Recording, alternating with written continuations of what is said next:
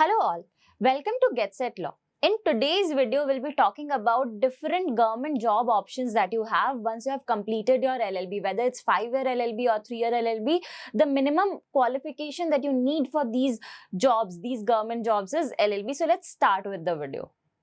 So सबसे पहले let's talk about the most traditional career choice after completing your law, that is judiciary. So judiciary exam is conducted by state judiciary of each state and यहाँ पे 3 stage होते हैं exam के, that is prelims, mains and finally personal interview. So after these 3 stages you are given, you're selected for this post. Civil judge का post होता है, entry level post होता है जहाँ पे average pay आप expect कर सकते हो approximately 9 to 10 lakhs per annum along with a lot of perks and allowances. Minimum qualification for this exam or for this post is LLB degree. So after completing your LLB degree or when you are in your final year, you are eligible for different state judiciary examination.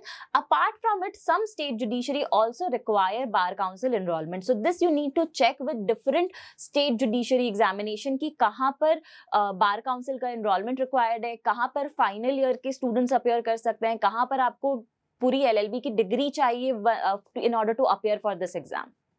Next is public prosecutor. So public prosecutor कौन होता है? Public prosecutor is an advocate who represent government in their matter. So आप government के side से case में appear करते हो. Assistant public prosecutor की post होती है, हर state इसको conduct करवाता है and the stages of exam is written exam होता है and then there is a personal interview. Minimum qualification जो आपको इसके लिए चाहिए होती है that is LLB का and apart from it bar council enrollment is mandatory for this post. Average salary package की अगर हम बात करें तो approximately 7 to 10 lakhs का salary package होता है along with perks and allowances. Next exam that we'll be talking about is JAG, that is Judge Advocate General. So you will be handling military matters. Military matters के लिए अलग से exam होता है वहाँ पे. If you qualify JAG exam, Judge Advocate General exam, then you will be handling military matters.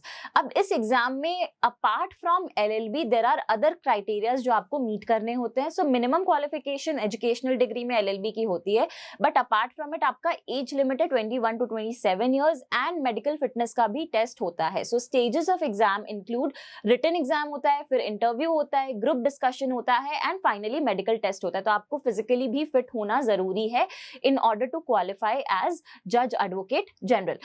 इसमें average salary की अगर हम बात करें तो अप्रोक्सीमेटली 80,000 पर मंथ की सैलरी होती है along with some perks and allowances. तो आपको 80,000 के अलावा आपको पर्क्स एंड अलाउंसेस भी मिलेंगे.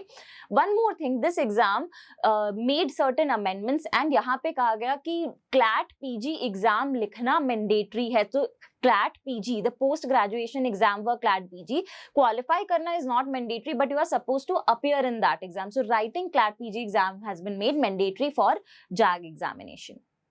Next exam that we'll be talking about is IBPS SO post. So this is a specialized officer post. यहाँ पे आप legal matters handle करते हो public sector banks का, जैसे कि SBI, PNB, BOI, इन सारे banks का.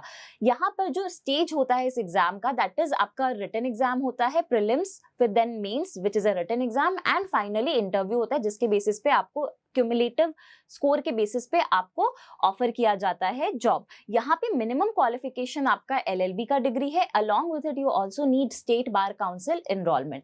इसके साथ साथ अगर हम एवरेज सैलरी पैकेज की बात करें तो सैलरी पैकेज 6 to 9 lakhs होता है पर एनम का and you also get perks and allowances because it is a government job profile.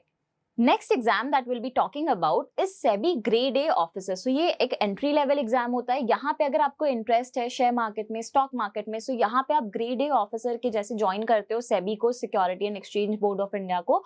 And the minimum qualification to appear for this exam is LLB degree. So once you have your LLB degree you are qualified to appear for this exam. Apart from it stages of exam क्या होते हैं, तो यहाँ पे you will have a prelims exam.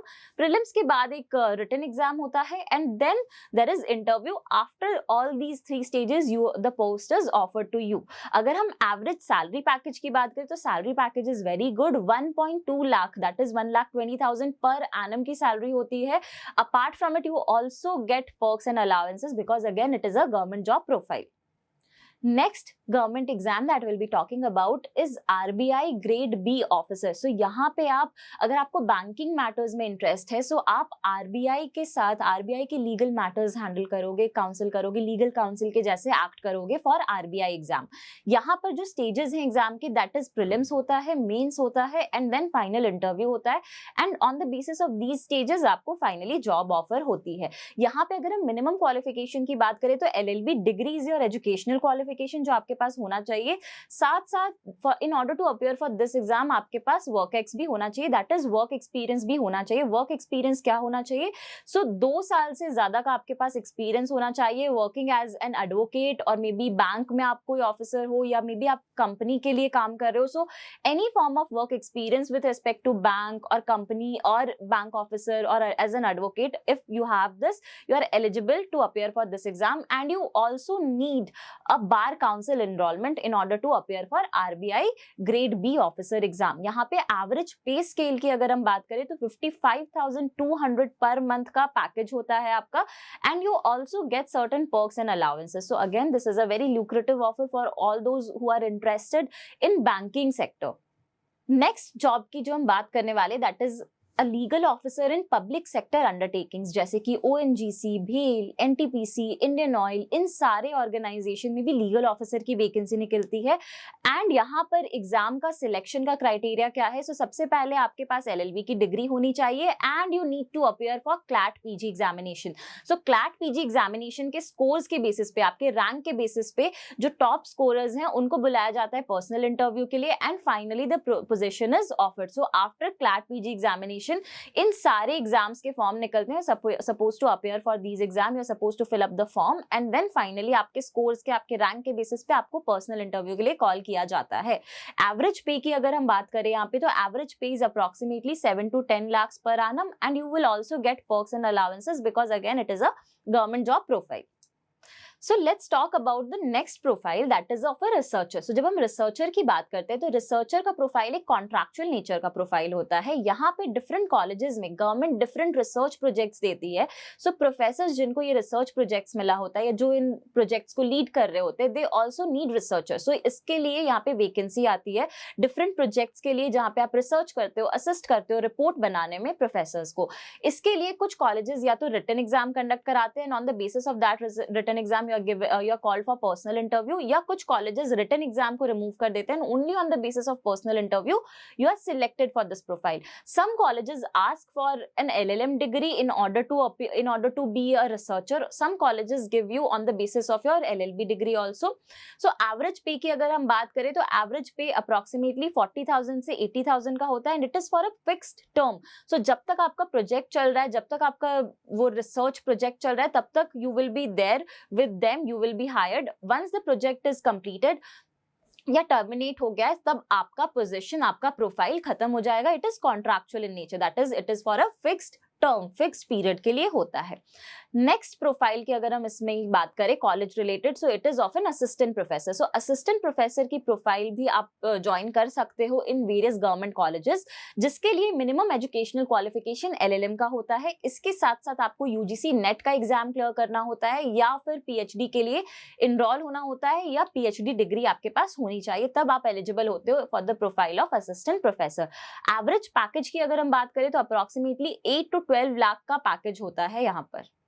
Next profile की जब हम बात करते हैं तो it is again a similar nature of profile, that is research associate. Research associate कौन होता है? तो डिफरेंट गवर्नमेंट प्रोफाइल्स में, जैसे कि एक जज के साथ, पार्लियामेंट में, नीति आयोग में, तो इलेक्शन कमीशन में, इन सारे ऑर्गेनाइजेशन में भी रिपोर्ट्स बनते हैं, इन सारे ऑर्गेनाइजेशंस में भी रिसर्च होते हैं. तो इन सारे पोजीशंस के लिए इन सारे ऑर्गेनाइजेशंस में वैकेंसी निकलती है, एंड फाइनली सिलेक्शन होता है on the basis of a written MCQ exam and personal interview. Finally आपको ऑफर किया जाता है. अपार्ट फ्रॉम इट, यहाँ पे अगर हम पैकेजेस की बात करें तो ये कॉन्ट्रैक्चुअल होता है, तो यहाँ पे आपको कोई पर्क्स एंड अलाउंसेस नहीं मिलेंगे, लेकिन आपका जो सैलरी रेंज होगा that is approximately from 40,000 to 80,000 का रेंज होता है. एंड मिनिमम क्वालिफिकेशन कुछ एग्जाम्स के लिए LLB होता है, कुछ एग्जाम्स के लिए LLM होता है. तो ये आपकी नोटिफिकेशन पे डिपेंड करेगा. Remember one thing, this profile is again contractual in nature. So एक फिक्स्ड पीरियड के लिए ही होगा, एक फिक्स्ड टर्म के लिए होगा. वंस द टर्म एक्सपायर्स या प्रोजेक्ट एंड हो जाएगा, your services will automatically be terminated. So next exam that we'll be talking about is UPSC. So yes, LLB candidates are also eligible to appear for UPSC exams or maybe state PSC examination. यहाँ पर stage होता है इस exam का, पहले prelims exam होता है, then there is a written mains examination and then finally personal interview is conducted and on the basis of all these three stages आपका selection होता है. यहाँ पर अगर हम average pay की बात करें तो average pay start होता है 56,000 से 1,50,000 per month का along with some perks and allowances because it is a government job profile. यहाँ पर हर कोई एलिजिबल है to appear for this exam जिसने ग्रेजुएशन कंप्लीट किया है from any discipline. So eventually LLB candidates are also eligible to appear for UPSC examination. So I hope in today's video I was able to give you different government job profile for which you can apply after completing your LLB examination. If you want more such video, do let me know in the comment box, and if you found today's video useful one, then please hit the like button and subscribe to our channel. See you in the next video.